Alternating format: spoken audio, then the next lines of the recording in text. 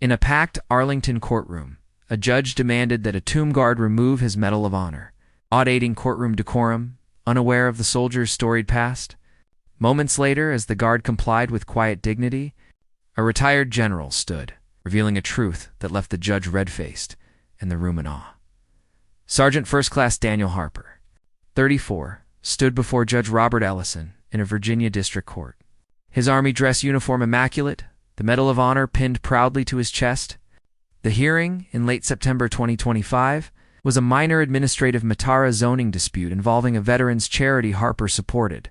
But the focus quickly shifted from the case to the gleaming medal, a rare sight even in a military-heavy region like Arlington. Harper, a sentinel at the tomb of the unknown soldier, was known for his discipline and humility, traits honed by years of guarding one of the nation's most sacred sites. His presence in court was unassuming, but the medal drew eyes, symbol of extraordinary valor. Judge Ellison, 58, was a seasoned jurist with a reputation for strict adherence to protocol. He'd presided over countless cases, from traffic violations to civil disputes, and prided himself on maintaining order.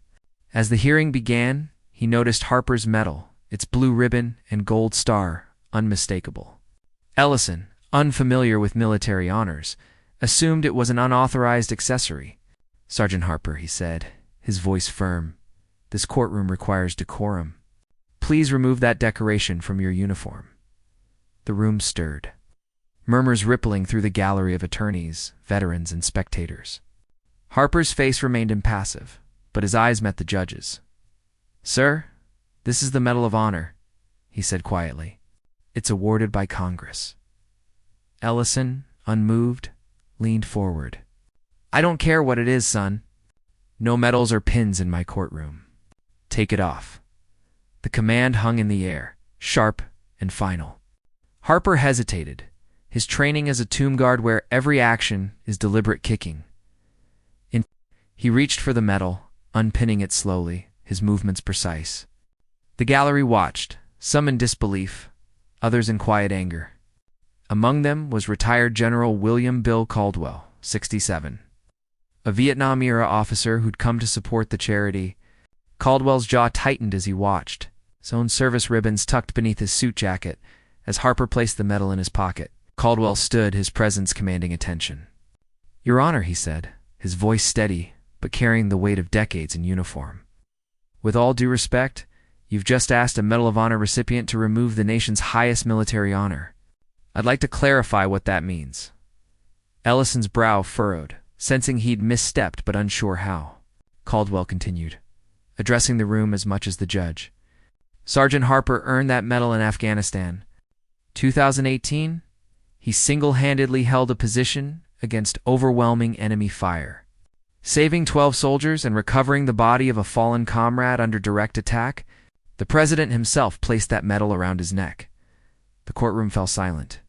Ellison's face reddened, his earlier confidence replaced by unease. Caldwell, undeterred, recounted Harper's actions, pieced together from after-action reports and eyewitness accounts. In Helmand Province, Harper, then a staff sergeant with the 75th Ranger Regiment, led a squad ambushed by insurgents. Outnumbered and outgunned, he coordinated air support, dragged wounded men to safety, and held a rooftop alone for hours, his ammunition nearly depleted. His actions turned the tide, allowing his unit to evacuate. The fallen soldier, Private First Class Michael Ruiz, was brought home because of Harper's refusal to leave him behind. The Medal of Honor, awarded in 2019, was a testament to his courage, one of only a handful given in the post-9/11 era. Harper stood motionless, his gaze fixed forward as Caldwell spoke. He'd never sought attention for his actions, rarely speaking of the medal or the day that earned it. His role as a tomb guard, a position he'd taken up in 2021, was about honoring the fallen, not himself. The Sentinels, elite soldiers of the 3rd U.S. Infantry Regiment, uphold a tradition of precision and reverence, guarding the tomb of the unknown soldier 24/7, rain or shine. Harper's selection for the role reflected his character, disciplined, selfless, and fiercely dedicated. Ellison, now visibly uncomfortable, cleared his throat. "I wasn't aware, General," he said, his tone softer. "I meant no disrespect." Caldwell nodded, but his eyes were firm. "With respect, Judge, that medal isn't just a decoration. It's a symbol of sacrifice, worn by men and women who've done what most cannot. Sergeant Harper doesn't wear it for himself. He wears it for those who didn't come home." The gallery murmured in agreement. Several veterans nodding solemnly. Harper, given permission to speak, addressed the court briefly. "Your Honor, I comply with your orders, but this medal represents my brothers, not me. I'd ask to put it back on, if allowed." Ellison, now fully aware of his error, nodded quickly. "Of course, Sergeant. Please wear it." Harper repinned the medal, his movements as precise as before, and the room seemed to exhale. A few spectators clapped softly, a rare breach of courtroom etiquette that Ellison didn't reprimand. The hearing resumed, but the atmosphere had shifted. The zoning dispute, a minor issue about land use for a veterans rehabilitation center, was resolved swiftly, with Ellison ruling in the charity's favor. His tone was notably deferential. Addressing Harper as Sergeant rather than Mr. the Gallery, a mix of local residents and military personnel buzzed with quiet pride. Several approached Harper after the hearing, shaking his hand, some thanking him for his service. He responded with quiet nods, deflecting praise. Word of the incident spread quickly. A local reporter, present for the hearing, published an article titled, "Judge's Blunder Over Medal of Honor Stuns Arlington Court." Social media amplified the story, with posts praising Harper's humility and Caldwell's intervention. Veterans groups shared the article, calling it a reminder of the sacrifices behind the medal. The Tomb Guard community, tight-knit and protective, rallied around Harper. Though he brushed off the attention, returning to his duties at Arlington National Cemetery, Ellison, privately mortified, reached out to Harper the next day through a court liaison. Offering a formal apology, he admitted his ignorance of the medal's significance and promised to educate himself on military honors. Harper accepted the apology with characteristic grace, saying only, "It's a learning moment, sir. We move forward," Ellison, to his credit, began attending veterans events, seeking to understand the community he served in a military-heavy district, Caldwell. A mentor to many young soldiers, used the incident to advocate for greater recognition of veterans' contributions.